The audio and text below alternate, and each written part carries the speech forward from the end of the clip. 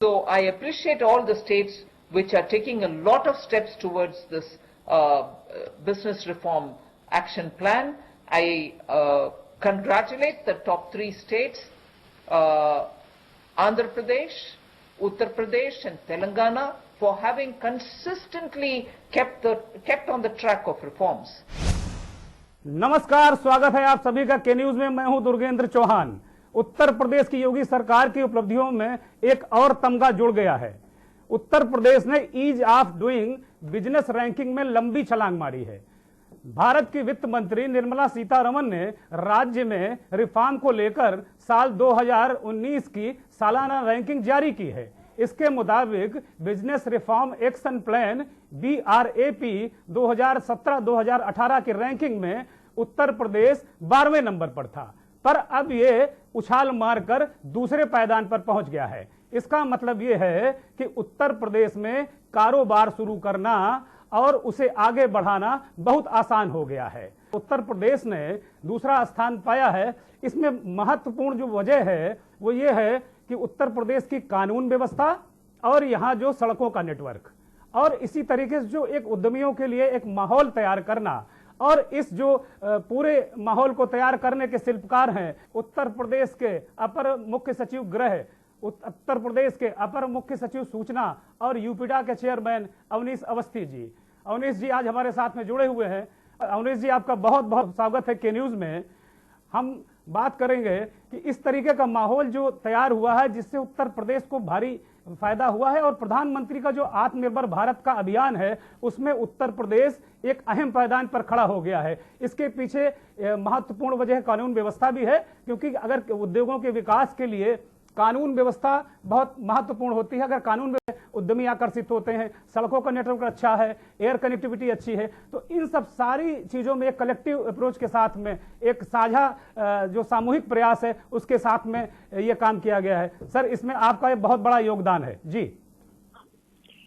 दुर्गे जी, basically मैं तो ये कहना चाहूंगा, it's a feather in the cap for Uttar Pradesh, it's a feather in the cap of the honourable chief minister मुख्यमंत्री जी।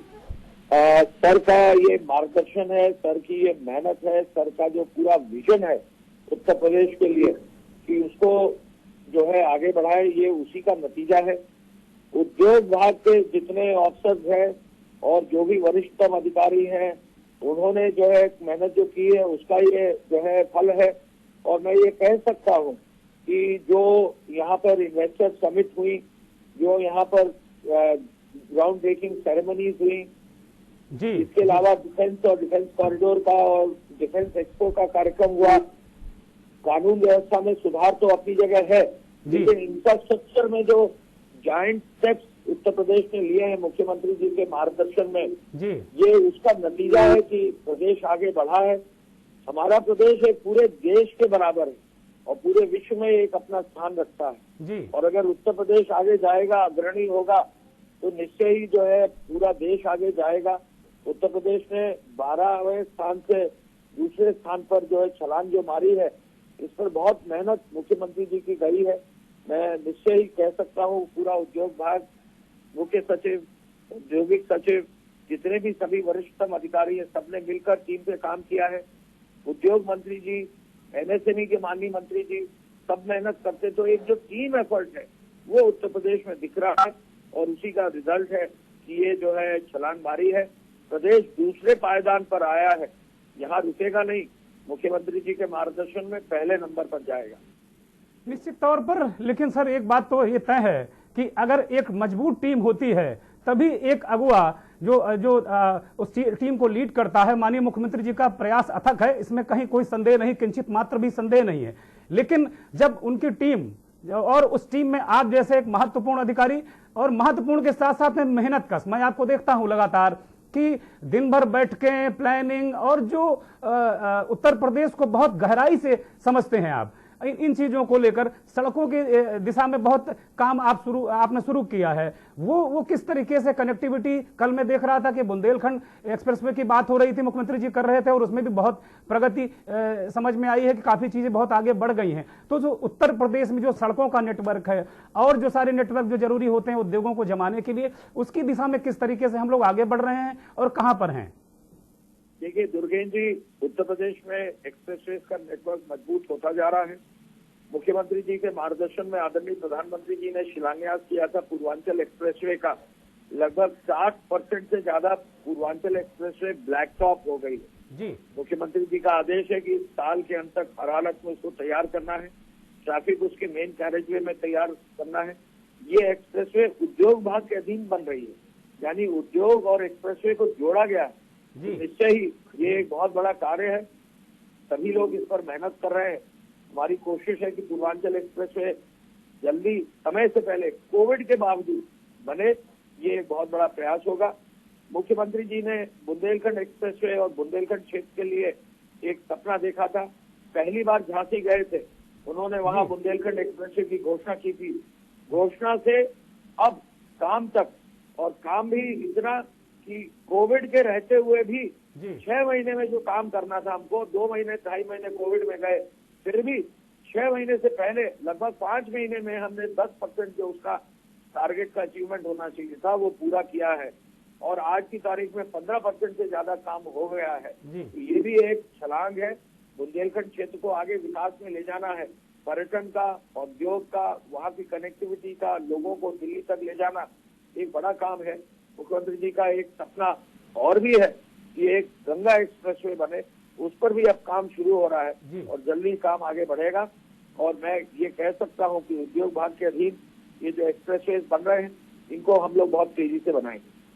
निश्चित तौर पर अवस्थी जी, ये बहुत ही महत्वपूर्ण जो प्रयास हैं लगातार मुख्यमंत्री जी दिन रात एक किए हुए हैं, और आप एक बिल्कुल मुख्यमंत्री जी के जो प्रमुख सिपह सलार के रूप में या यूं कहें कि प्रमुख सहयोगी के रूप में जिस तरीके से एक चीजों को नीचे तक एग्जीक्यूट करना है, वो क्रियान्वित करना है, वो चीजें बिल्कुल बहुत अच्छी उत्तर प्रदेश की जनता को भी दिख रही हैं। और मुझे लगता है कि जो शासन सत्ता में बैठे लोग हैं उनको भी मुख्यमंत्री जी का संदेश आपके जरिए और जो मुख्य सचिव हैं उनके जरिए सारी चीजें नीचे तक जा रही हैं। बुंदेलखंड बहुत पिछड़ा इलाका है, अति पिछड़ा इलाका है, और आप बहुत अच्छी तरीके से इसको समझते हैं। वहां के लिए जो प्रयास हुए हैं अद्भुत हैं, अकल्पनीय है, इसमें कहीं कोई संदेह नहीं है। आप देखिए जिस तरीके से अभी मुख्यमंत्री जी ने कल ही अस्पतालों की बात कही हमीरपुर और महोबा में, उसमें आपने भी दोपहर की प्रेस कॉन्फ्रेंस में इस बात का जिक्र किया कि ये वहां पर जो अस्पतालों की बहुत व्यवस्था अच्छी हो रही, खनन फंड से एक अच्छा मॉडल क्रैक किया गया, एक बेहतरीन मॉडल क्रैक किया गया। इसके लिए आप और आपकी टीम बधाई के पात्र है, और मुख्यमंत्री जी तो सबसे पहले बधाई के पात्र हैं ही। बुंदेलखंड से अब हम जरा नोएडा की तरफ चलते हैं, ग्रेटर नोएडा की तरफ चलते हैं। माननीय प्रधानमंत्री जी ने अभी अब मन की बात में जो खिलौनों की बात की कि खिलौनों के लिए यहाँ भारत में तमाम जगह इस तरीके के जो फैक्ट्रीज हैं या जो उनका जो टॉय का एक जो क्षेत्र है वो विकसित किया जाना चाहिए, ताकि हमें चीन और ताइवान पर जो हमारी आत्मनिर्भरता है, जो हम आत्मनिर्भर हो, चीन और ताइवान पर निर्भरता उसको खत्म किया जाए और विश्व में एक अपना नाम बनाया जाए। और एक तरीके से जो उत्तर प्रदेश है और जो स्वावलंबी होने की बात है कि भारत स्वावलंबी हो, तो प्रधानमंत्री जी के कदम से कदम मिलाकर या उनके आह्वान पर सबसे पहले जिस राज्य ने रिएक्ट किया है वो उत्तर प्रदेश है। ग्रेटर नोएडा में आपने वहाँ एक टॉय सिटी डेवलप करने के लिए प्रयास शुरू कर दिए हैं। करीब मुझे जहां तक जानकारी है कि 92 आवेदन अब तक आ चुके हैं और प्लाटों का आवंटन भी होगा।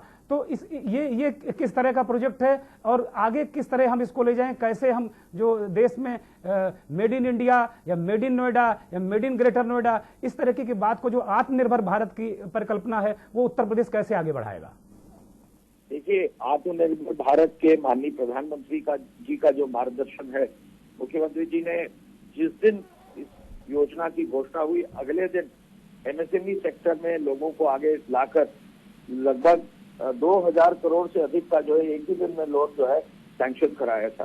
तो ये जो मुख्यमंत्री जी का विजन है कि एमएसएमई सेक्टर जो पूरा प्रदेश का है, उत्तर प्रदेश का, ये पूरे देश में सबसे बड़ा एमएसएमई का सेक्टर यहाँ है। यहाँ सबसे ज्यादा हमारे पास स्किल्ड मैन पावर है, हमारे पास संख्या बल सबसे ज्यादा है, तो हमारे पास काम भी सबसे ज्यादा है कि हम रोजगार भी सबसे ज्यादा दें। ये एमएसएमई सेक्टर को आगे बढ़ाने के लिए ये जो स्पेसिफिक सेक्टर्स हैं, टॉय का सेक्टर है, ये सब जो है बहुत महत्वपूर्ण है। उद्योग विभाग के, एमएसएमई विभाग के, सभी विभागों के जो है सहयोग से ये कार्य आगे बढ़ाया जा रहा है। मैं जरूर इतना कहना चाहूंगा कि कोई ऐसा सेक्टर नहीं होगा जहां पर उद्योग विभाग के अधीन जो है कार्य न हो रहा हो। कहीं न कहीं किसी न किसी रूप में हर सेक्टर में काम आगे बढ़ रहा है। मुख्यमंत्री जी का मार्गदर्शन है, आगे भी हम इस बारे में फिर आपसे बात करते रहेंगे।